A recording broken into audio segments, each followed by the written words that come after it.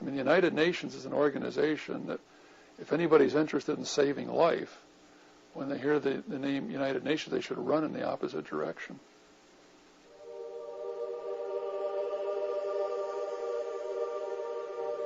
The UN will require that the Western world's standard of living, including such achievements as the private automobile and the single-family home, be reduced to a sustainable level.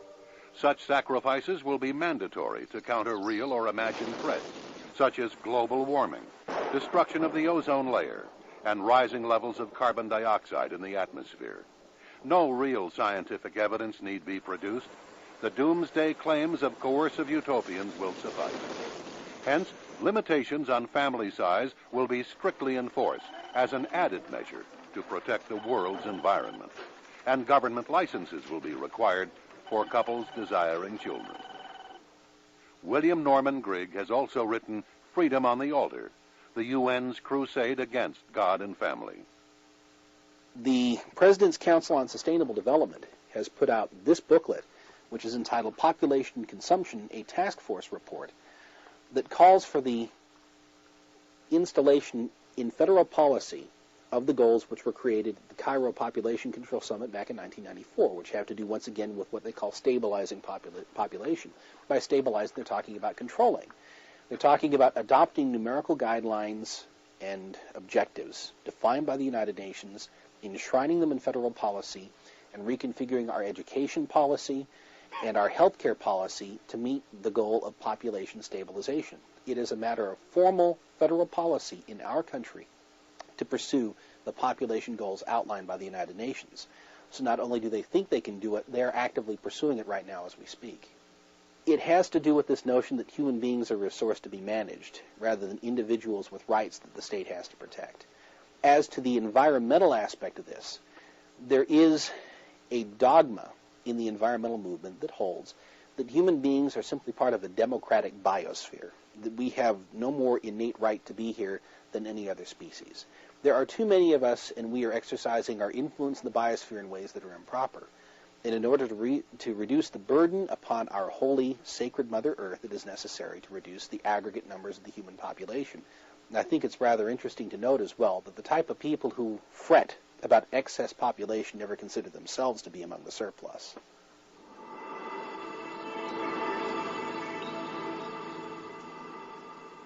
No longer will anyone be allowed to protest or counter the ongoing destruction of property rights planned by various enforcers of environmental laws. The use of land will no longer be decided by those who hold title to it. In order to assure a natural and unmanaged environment, along with the recommended control of the land, agents of world government will spread throughout our nation to ensure compliance. Dr. Michael Kaufman, environmental analyst for Sovereignty International and author of Saviors of the Earth, The Politics and Religion of the Environmental Movement. This particular belief system is really that philosophical expression of what we would normally call pantheism, the belief that nature is God, God is found in all things. And this is really the official religion or belief or philosophy of the United Nations. And it's expressed, it has some real downsides to it because it means basically if a law benefits man at the expense of nature, then that law is bad because it violates the basic theology of their belief system that everything should be equal. Humans shouldn't benefit at the expense of nature. Now you carry that far enough and ultimately you get to the point where no law is good because every law benefits man at the expense of nature. And man himself is bad. This perversion of our U.S. Constitution, where now a species has more rights than the human, comes right out of the United Nations. It comes in the form of the United Nations treaty called CITES, the Convention on the International Trade of Endangered Species, and this is a United Nations treaty. And this is how the United Nations is beginning to limit our sovereignty, is through these types of treaties. Individuals who believe in the right to own property ought to be concerned. Americans believe in that. They're careless about it. Sometimes they allow our governments to regulate too much and to tax us too much. But really, the right of private property ownership is severely threatened by our own government. But it's going to be a lot worse If the United Nations gets involved, there is no way that you can have the concept of private property right. They believe in welfare redistribution, socialist redistribution, that everybody owns everything, and they would take from the wealthy and give to the poor to get an equal balance. Same old story that we've heard for years, but they do not protect the right to own private property by anything promoted by the United Nations.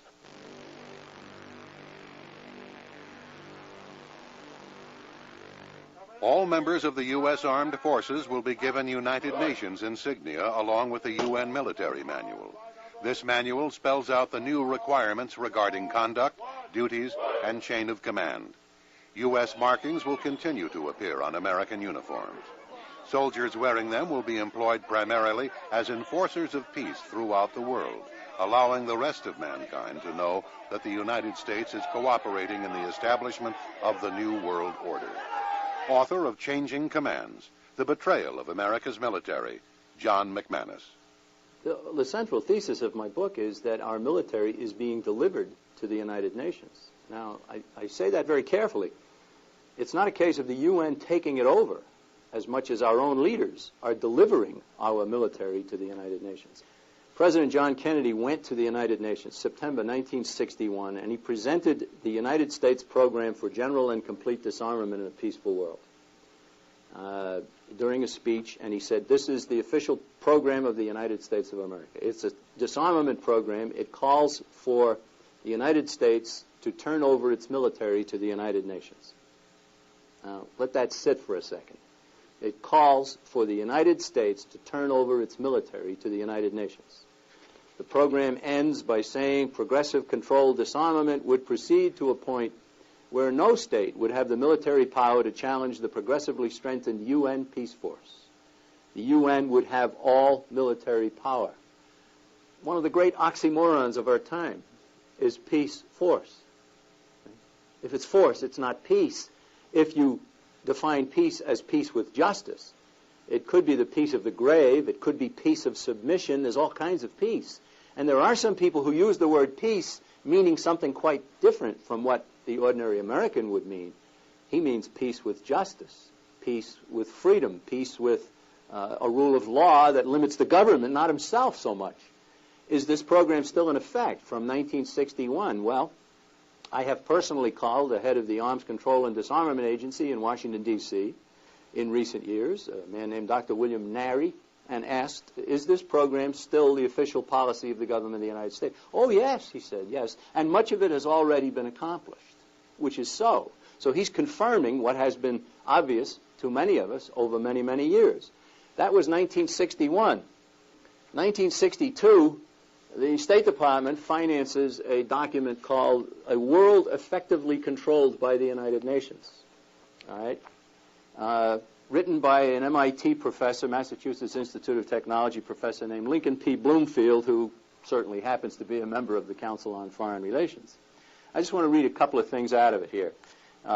In the definitions section, he says, finally, to avoid endless euphemism and evasive verbiage, the contemplated regime will occasionally be referred to unblushingly as world government. World government means scrap this, scrap the Declaration, scrap the Constitution. We're not going to have world government. If the UN had a monopoly on military force, what it would do is what it says in its own Universal Declaration of Human Rights. It says the rights and freedoms that we Americans take for granted, and of course we shouldn't, they came from God, they came from the Creator.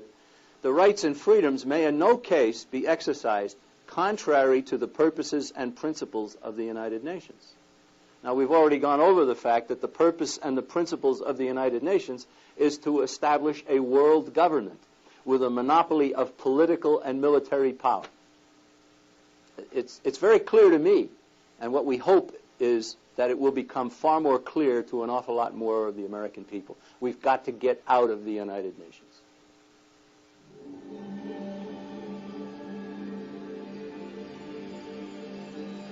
The election process will become the task of world government monitors.